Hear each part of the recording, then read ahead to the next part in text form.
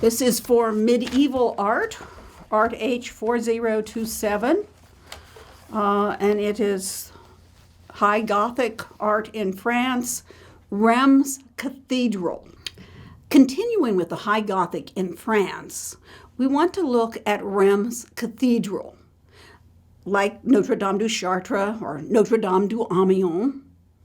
It's Notre-Dame du Reims. And it's also Reims Cathedral, so you can call it either one. The dedication is to Notre-Dame, Our Lady, to the Virgin Mary, but it is the cathedral or bishop's church in the town of Reims. Now, this is a predominantly 13th century building. It's begun around 1225. It was finished 1311. And so this is, a beautiful example of High Gothic architecture and High Gothic sculpture. The foundation was laid in 1211. The west facade was built between 1225 and 1311.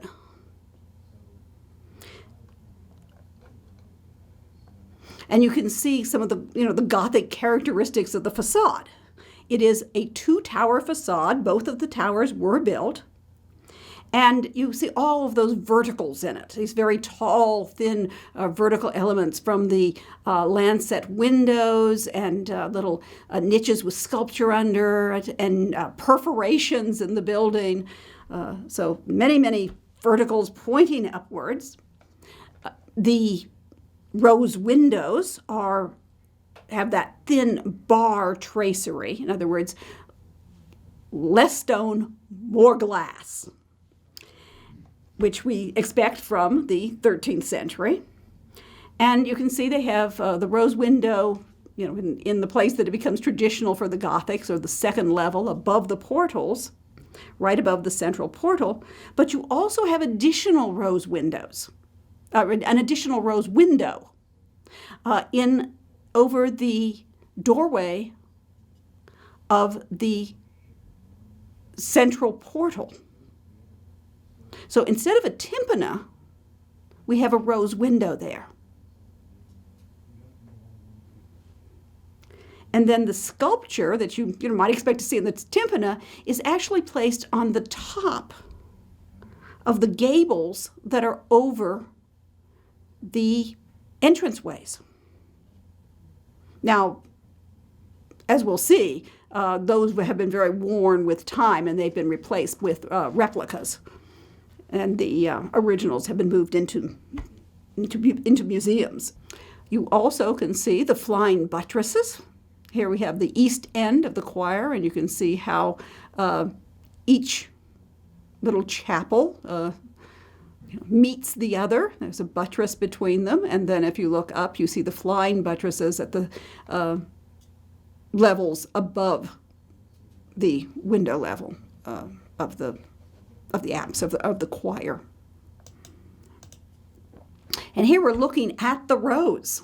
This is the rose of the second level, and it has that very thin, as we said, bar tracery, so you can just see it from the outside and also see it from the inside with the glass and the light coming through the colored glass with the thin bar tracery. And here are the portals. And you see you have another rose window over the central portal, and you also have glass over the side portals. And the sculpture, rather than being in the tympanum, of course you have sculpture in the voussoirs, and as we'll see, you have sculpture in the jambs, but the sculpture that you might expect to be in the tympanum has actually been moved up to the gables. The porches are very, very deep, and so we have sculpture that we'll take a look at in the jambs. Now here we're looking at the sculpture of the central portal, which is the coronation of the Virgin. And you can see that we have a picture here of the original, which has been worn down because it was outside all, for centuries. And then they've placed a replica on the outside of the church. So you can see both of them here and compare. And you have a Marian theme in the central portal. The north portal is the crucifixion.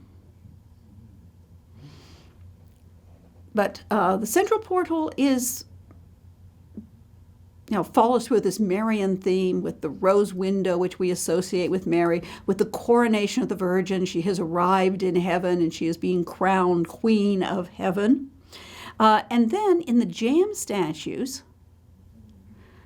we have an infancy cycle. That means the infancy of Christ, which of course includes Mary, his mother. In the north jams, or the left side as we look at it, there's a presentation in the temple. And in the south side of the central portal, or the right as we're looking at, as we're facing it, you have two scenes, the Annunciation and the Visitation. And we want to take a look at these. But first we're going to look inside the church. And you're going to look first at the plan, see how it's all laid out. It's a cruciform plan, but once again, as you've seen with, say, Amiens, with some of these high Gothic churches, the transept that forms the cross bar is absorbed into the choir. So you have, as you're coming down the nave, you have the nave, the central aisle, and then one aisle on either side, two side aisles. You get to the transept, and there's a little bump out, as it were, which has the doorways on either side, and you have what looks like the nave, and then it looks like two side aisles. One is the transept, and then that continues up into the choir. And then, of course, we have the easternmost end with, you can see, 5 radiating chapels, all of which share a single wall between them. We've already looked at that on the outside. We can see there's buttresses between the chapels, that forms the wall essentially, and then the flying buttresses overhead. You could also see the quadripartite, or 4-part ribbed vaults, 4 parts because you have the transverse or diaphragm arches that go straight across and mark a single bay or section of the church, and then the ribs crisscross, they form a kind of X, and within that you can count 4 of these triangular shapes on the plan. Now, we're looking into the nave, down the nave, toward the western side. And of course, the west is where the doorway is. Churches are generally oriented, so the east is the altar end, and the west is the entrance.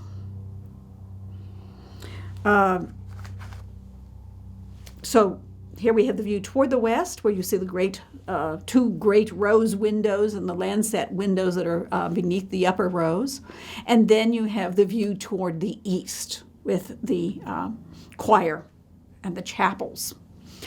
Some of the things you'll notice, talk about Gothic characteristics, are the verticality, the pointed arches that reach toward heaven, the multiplication of these shafts or colonnettes as they rise up and divide the nave wall vertically. They go vertically.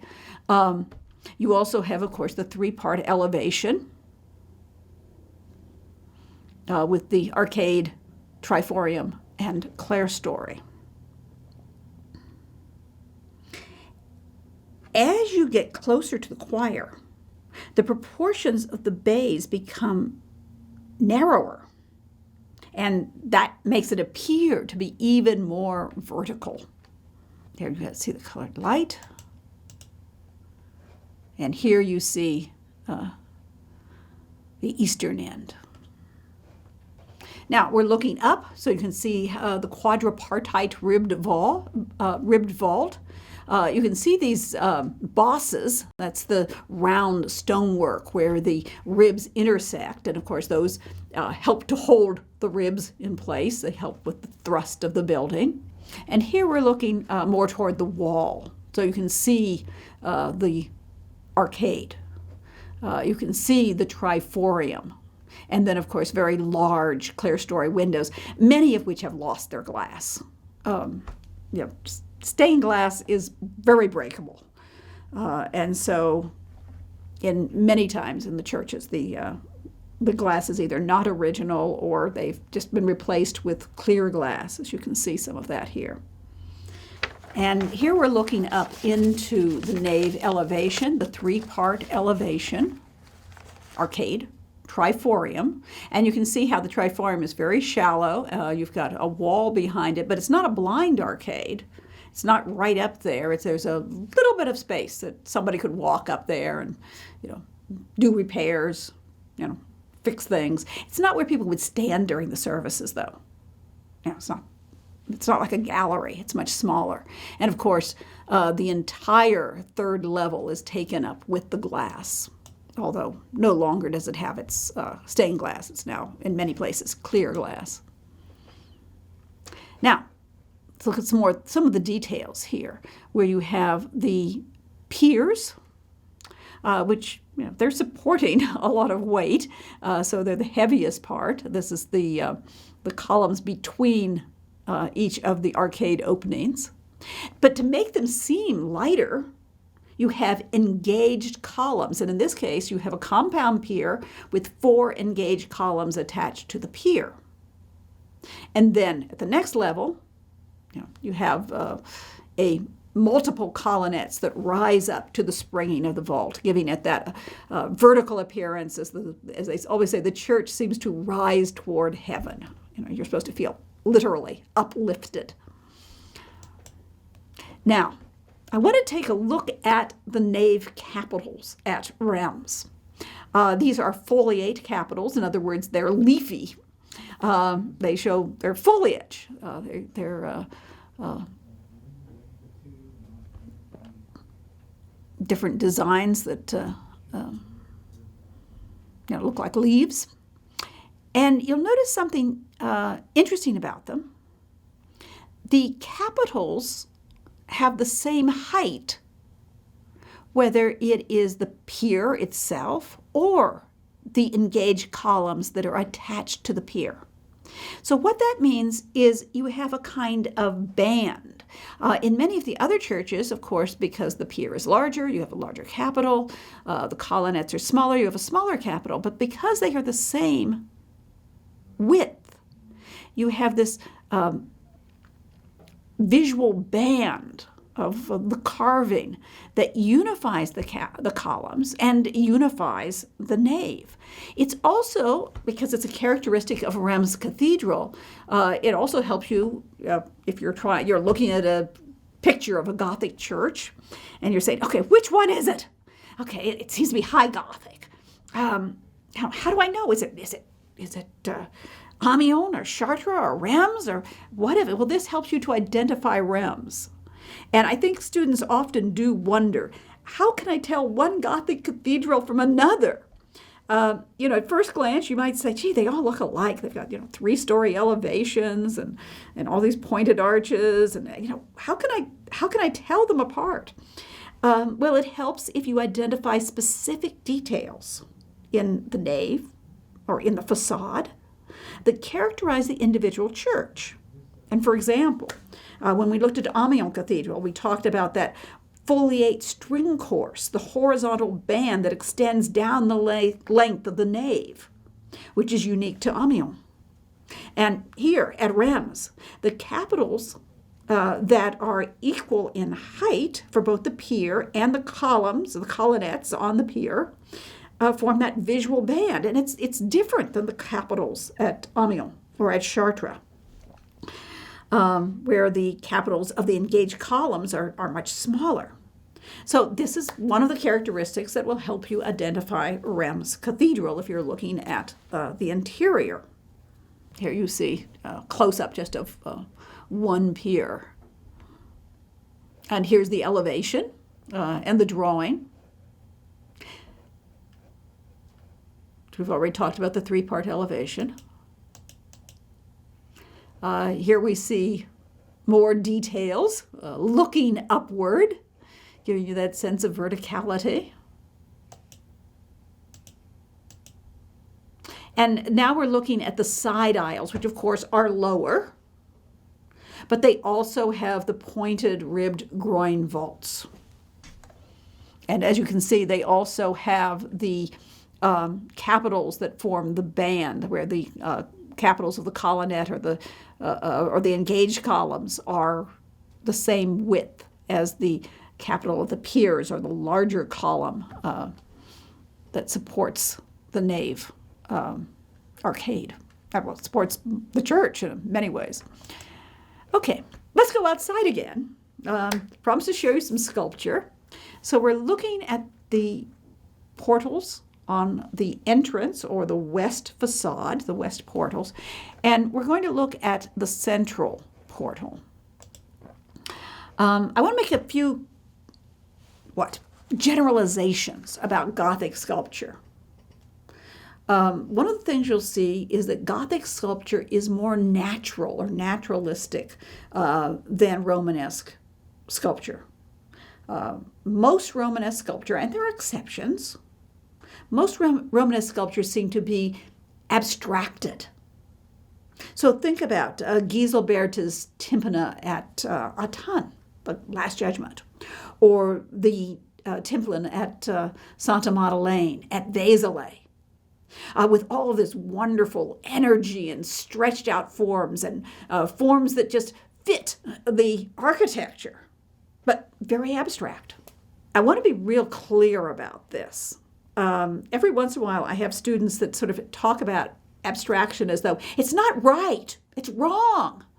And it's not wrong, it's wonderful. It's a different artistic choice. But, there is so much meaning and so many ways to convey the concepts. And artists make different choices, and different periods have different choices. Now, I said that there's not all works done during the Romanesque period have this abstraction. Think of Rainier of Hue and the baptismal font at Liège. It seems so unusual. It obviously shows classical influence, and is much more natural than most other things done at the same time. But as a general rule, most Gothic sculpture is more natural than Romanesque sculpture, which is more abstract. And you can see this developing if you start with, say, the jam statues at Saint-Denis, and then at the west facade of Chartres. And then, as we said, we'll keep looking at Gothic sculpture, and we're going to look at some right now, the Thai Gothic. And one of the other characteristics is that Gothic sculpture becomes more independent of the architecture than Romanesque sculpture. Now, what do I mean by that? Well, if you think about the Romanesque sculpture, how all the figures would be, some of them would be large, such as Christ in the center of a tympana. Some of them be small or hunched over, so they could fit into the architecture. Jam statues would be, curved. Well, I'm thinking of the ones at Moissac, for example, curve around and fit the jam. We start to see more independence of the architecture with Gothic sculpture. And this is part of becoming more natural looking, or more believable. And if you look at the early Gothic jam statues, think of Saint-Denis or Chartres, they have characteristics that look more realistic, but they still are pretty columnar. They sort of a cylinder. They're jam columns that have become figures, in a sense. Well, we're going to see what happens here, where we have jam statues that really are independent of the shape of the column. In other words, they're not cylindrical. They're the shapes of human figures. And they actually stand in front of the jam column. So here we're looking at some of the jam statues from the west portal at Reims, in the central portal on the west facade. And you can see that we have these little colonnettes, but the figures just are standing on their little pedestals sort of out in front. And these are the jam statues. Now, on this case, we're seeing two scenes, each one made up of two figures. The Annunciation, when the angel Gabriel tells Mary that she will bear the Christ child. So you have an angel and you have Mary. And then right next to it is the Visitation, where Mary, pregnant with the Christ child, goes to visit her cousin Elizabeth, who is pregnant with John the Baptist. And in the Bible, Mary sings what we call the Magnificat. It is one of the canticles of the church. My soul doth magnify the Lord. And John the Baptist leaps in his mother's womb. He's recognizing the Christ child even before they're born. Now, one of the things that I want to talk to you about is the style. And I think when you look at these, you've probably noticed that there's three different styles in these four figures. The angel is different than the angel Annunciate is different than the Virgin Annunciate. And then there's similar characteristics with the Virgin Mary and Elizabeth in the Visitation. Now, let's look at some details. Here we're looking at just the angel and Mary. And here a little close-up from the side, and you can see how the angel is leaning out from the wall. The wings are coming. They're not just part of the wall. They can lean out. They seem to have the sensation that they could move, perhaps. When we look just at the Annunciation, we see two different artists. On the west facade of Reims, we're seeing three basic styles of jam statues that are created by different masters and possibly at slightly different times, although it would be possible that you could have artists with two different styles working side by side, working at approximately the same time. For example, you might have an older master who's continuing the style from his youth, and a younger master who's doing what is very, very current or something like that. Now, we do date them slightly differently because the style does allow for that. And I should also point out that the style allows art historians to identify where the artist worked maybe previously. For example, the Virgin Annunciate, which we think is around 1230, has the same style as some of the sculpture at Amiens. So we think that this artist, the Amiens master, worked at Amiens and then worked at Reims. Or at least, members of his workshop. But that's how masons would have had to have worked.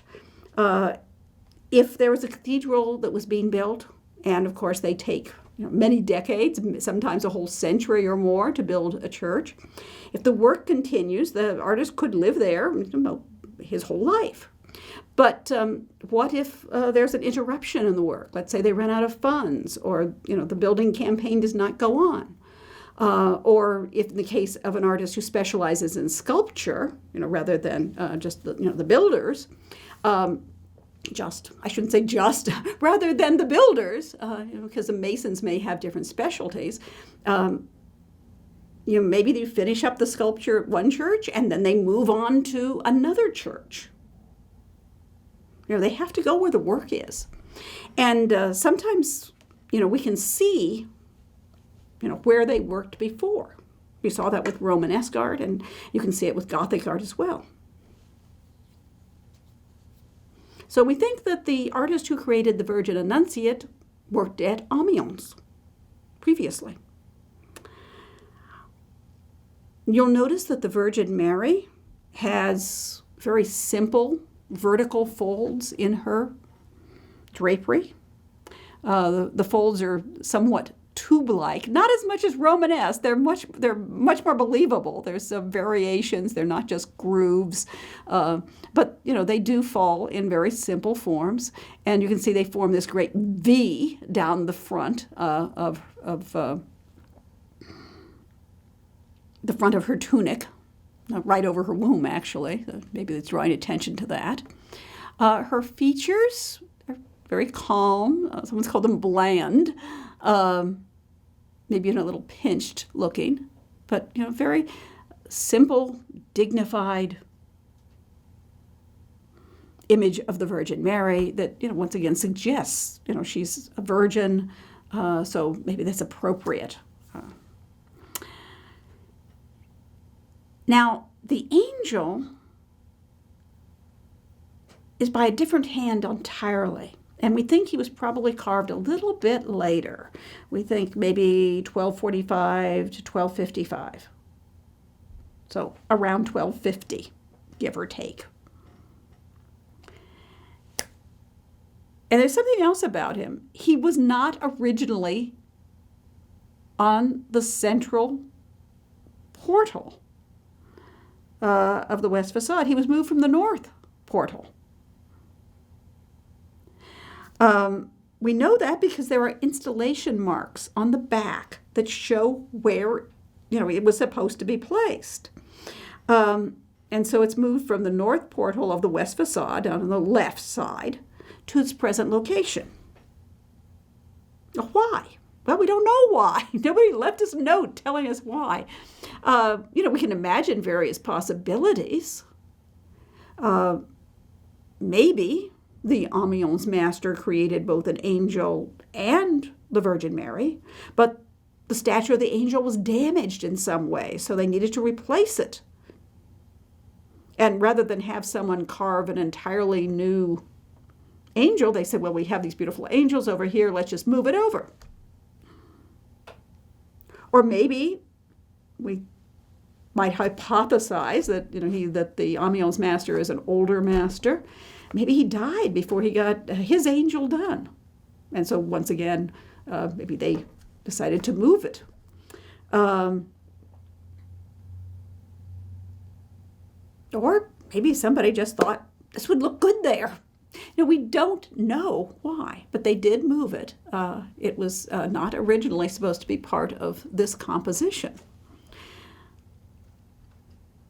Now, the angel is the epitome of what we mean when we say high Gothic. It's courtly, elegant, somewhat elongated, and there's this very graceful curve of the draperies. And you'll see how the cloak is pulled up on one side and cascades down. So we want to take a look at this angel. He's been called the smiling angel. It's the angel Gabriel, but he is smiling. He's got this, little dimpled smile, or, is it even a smirk? In this context, it's almost like, hi, I've got a message for you. You're going to have a baby.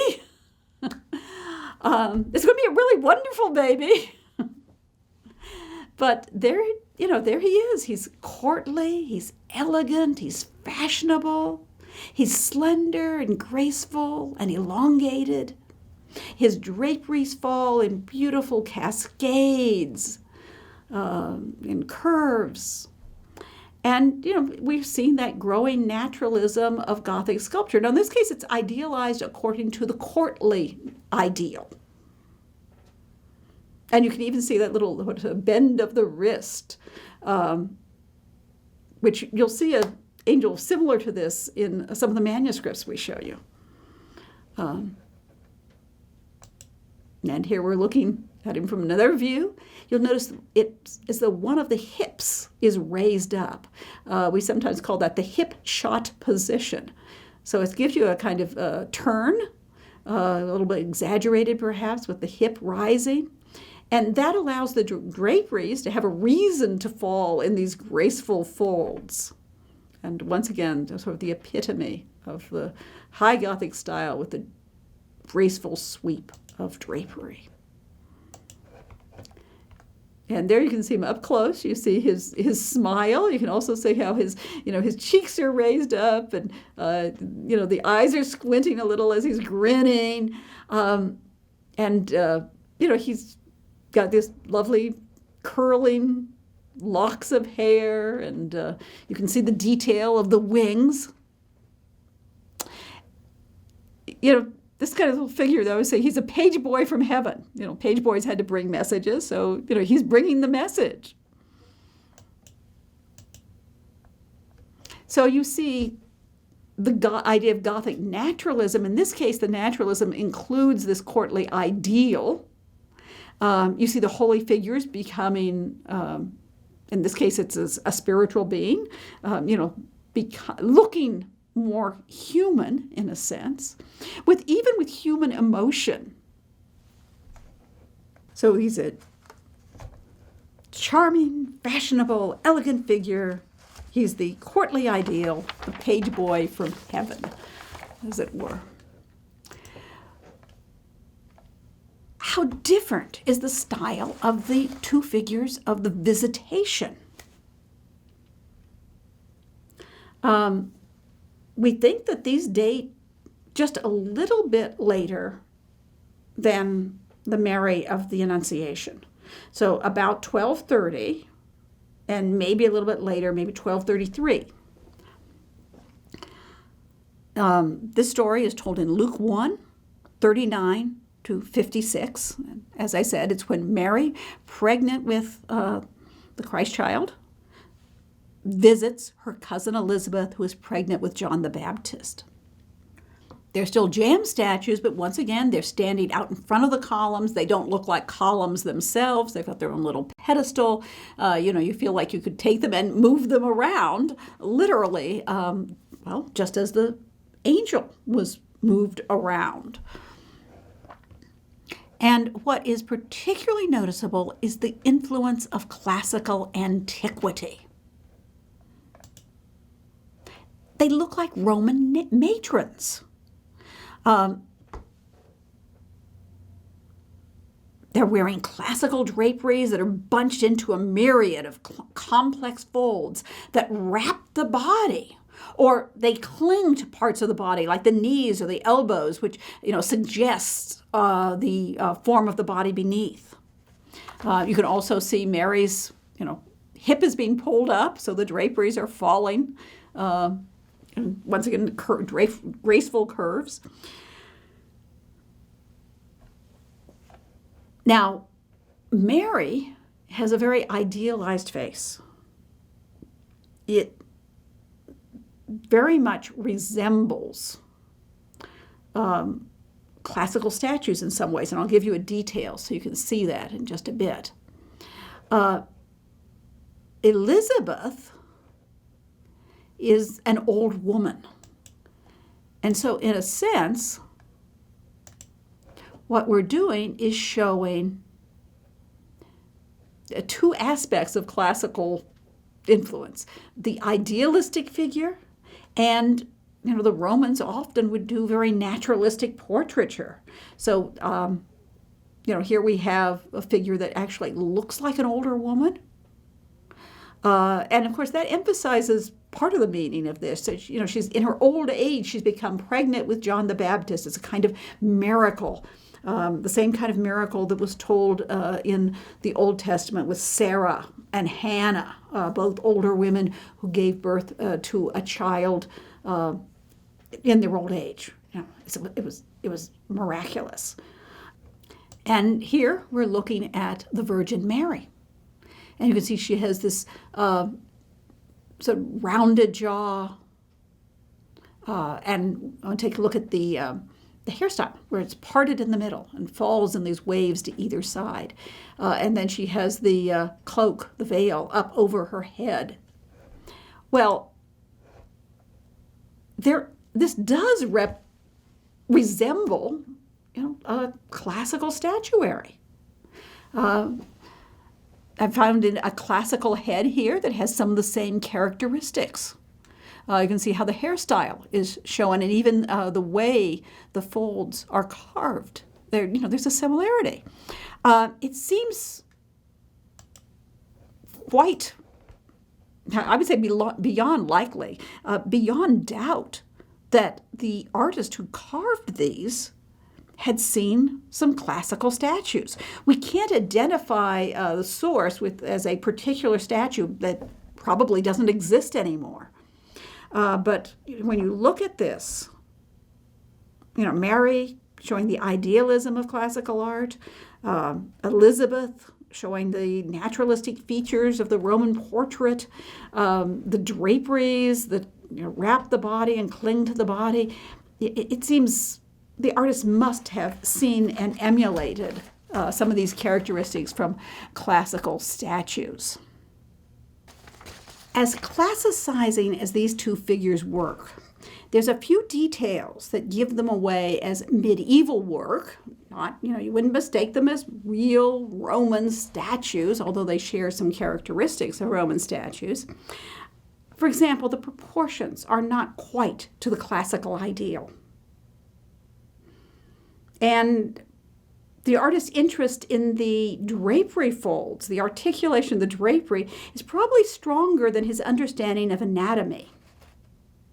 You might notice that upraised arm of Elizabeth. The hand has broken off over the years. But even with the draperies, wrapping the arm, it's not as anatomically articulated as a genuine classical statue. It's more tubular. Now, it's not as tubular as an Ottonian or a Romanesque figure. It's more realistic than that. But, a Roman sculptor would understand more about anatomy. Let's look at the jambs on the north side of the central portal of the west façade. These four figures tell us the story of the presentation of Christ in the temple. And here, since we're looking at it a little bit from the side, you can see that the statues literally are standing in front of the jamb statues, in front of the walls. They're not part of the wall or part of the column. They're standing completely on their little plinths, and they're independent of the shape of the column. The figures are St. Joseph, and you see Joseph here in a detail. Mary, who is holding the baby Jesus. Simeon, who is this old man who has been told by God that he will not die until he sees the Savior. And when he sees the Christ child, he says, now, was the nunc dimittas, now let thy servant depart in peace according to thy word, because he's seen the Savior. And he prophesies. And then there is another figure. It could have been the prophetess Anna, but she's an old woman once again. So this is a young woman. So presumably this is Mary's maidservant. Now, have you picked up on the fact that we're looking at two different artists once again? And they're two different artists whom you've already seen their work. Mary and Simeon seem to be carved by the same hand or the same workshop that carved the Virgin Annunciate at Reims. And here, an